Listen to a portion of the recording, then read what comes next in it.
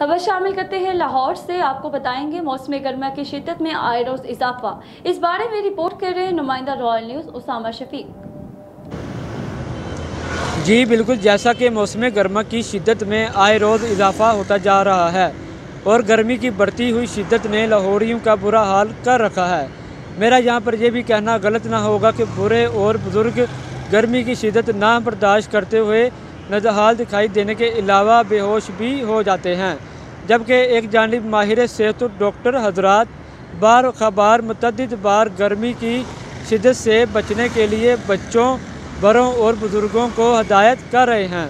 सरों को ढाँप कर रखा जाए ताकि धूप की शिद्दत से बचा जाए, ठंडे मशरूबात का इस्तेमाल किया जाए और बदन पर खुले कपड़े पहने जाएं।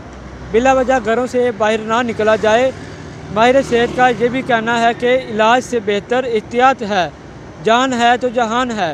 कैमरामैन टीम के साथ उसामा शफीक, रॉयल न्यूज़ लाहौर।